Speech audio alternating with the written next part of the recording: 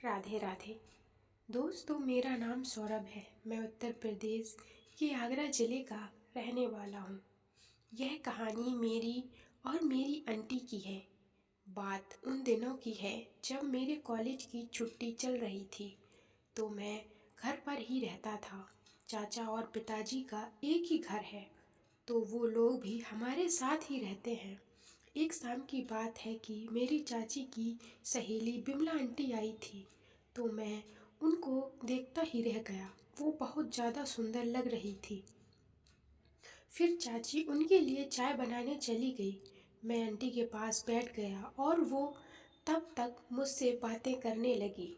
इससे पहले कि हम दोनों के बीच कुछ और बात होती, चाची आ गई। लेकिन अब बिमला आंटी मुझे कुछ और ही नज़र से देख रही थी और स्माइल भी दे रही थी। फिर सब लोग चाय पीने लगे। चाचा और आंटी की बातें करने लगी। उधर मैं चाय पीते हुए अपना मोबाइल फ़ोन चलाकर टाइम पास करने लगा, लेकिन मेरा ध्यान अभी भी बिमला आंटी पर ही था।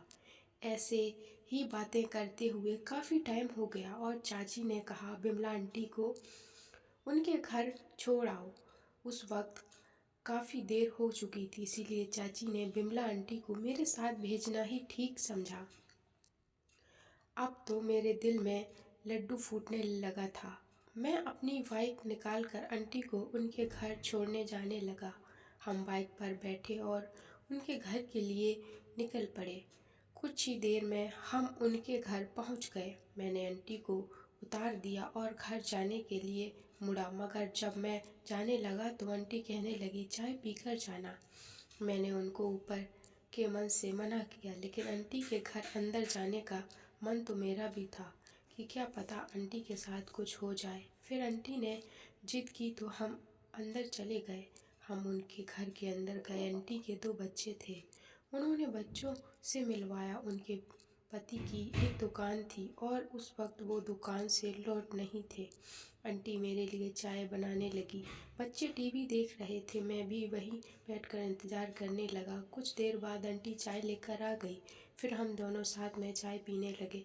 बच्चे टीवी देखते हुए तब तक नींद में हो गए थे। मैंने पूछा बच्चे तो सो गए आंटी? वो बोली हाँ, खाना मैं बनाकर गई थी और उनको खिलाकर भी गई थी।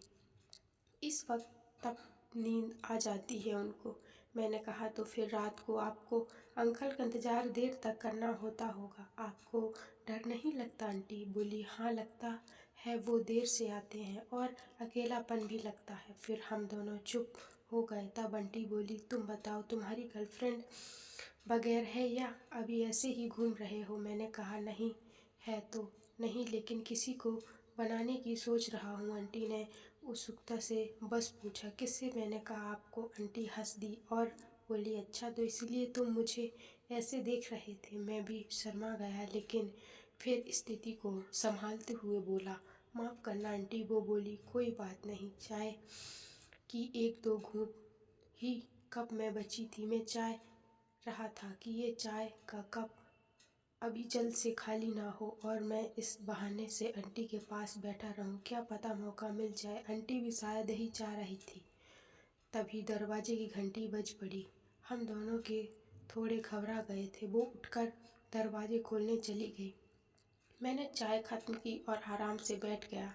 फिर 2 मिनट बाद अंकल अंदर आ गए। मैंने उनको नमस्ते किया। तब आंटी ने मेरा परिचय करवाया। फिर 2 मिनट यहाँ वहाँ की बातें हुई और आंटी ने कहा दिया तुम निकल जाओ, देर हो जाएगी। मैं भी अब वहाँ से किसी बहाने से नहीं रुक सकता था।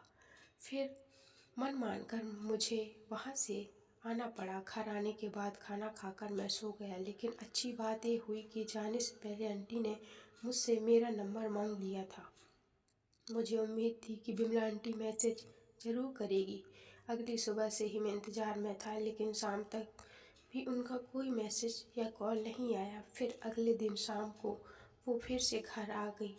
उस दिन वो मुझे देख कर बार बार स्माइल कर रही थी। फिर पहले दिन की तरह मैं उनको घर छोड़ने जाने लगा, लेकिन घर पहुंचते तो उनके पति पहले ही दुकान से लौटकर आ चुके थे।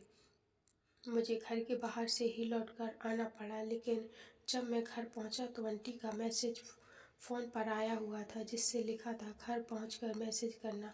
खाना भूलकर मैं सीधा रूम में आ गया और आंटी को मैसेज किया और वो बोली फ्री होकर बात करूँगी। तब तक मैंने जल्द से खाना ठूँस लिया और रूम में जाकर आंटी के मैसेज का इंतज़ार करने लगा। रात को 11 बजे उनका मैसेज आया। फिर बातें होते होते वो मैं तब्दील हो गई और फिर हम सो गए। अब आंटी से रोज़ बातें होती थी। इस बीच मेरा जन्मदिन आ गया। मैंने आंटी से कहा गिफ्ट चाहिए आपसे। वो बोली ठीक है दे दूँगी। मैंने कहा कब? वो बोली आज शाम को घर आ जाना, केक यहीं काटेंगे। शाम को मैं तैयार होकर आंटी के घर के लिए निकल गया। घर पहुंचा तो उन्होंने दरवाज़ा खोला। मैं मुस्कुरा कर बोला मेरा गिफ्ट कहाँ है? वो बोली चलो केक काटते हैं। मैंने देखा कि घर में बच्चे नहीं थे। मैंने पूछा बाकी सब कहाँ हैं? आंटी बोली हस्बैंड बच्चों को उनके दादा दादी के यहाँ लेकर गए हैं, आज रात को वहीं रुकेंगे। फिर वो केक लेकर आई और हमने केक काटा। आंटी ने अपने हाथ से मुझे केक खिलाया। मैंने भी आंटी को अपने हाथ से केक खिलाया। फिर मैंने कहा गिफ्ट कहाँ है आंटी? फिर बिमला आंटी ने कहा कि सब्र करो, आज का गिफ्ट आप जल्दी भर नहीं भूल सकते। फिर आंटी ने अपने ऊपरी वस्त्र को निकाला तो मैं आंटी को देखकर दंग रह गया। उसके बाद तो मुझसे कंट्रोल हो पाना मुश्किल था और फिर आंटी ने मुझे बहुत कुछ दिया।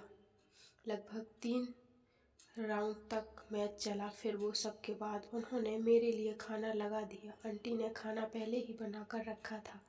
हमने हाथ में खाना खाया। फिर वो मुझे जाने के लिए कहने लगी क्योंकि रात में उनके यहाँ रुकना ठीक नहीं था। मैं भी जाने के लिए तैयार होने लगा। वो दरवाजे तक मुझे छोड़ने आई। उसके बाद मैं वहाँ से आ गया। तो कैसी लगी स्टोरी दोस्तों? कमेंट सेक्शन में ज़रूर बताना। इसका 2 पार्ट चाहिए तो प्लीज़ ज़रूर बताना। राधे राधे।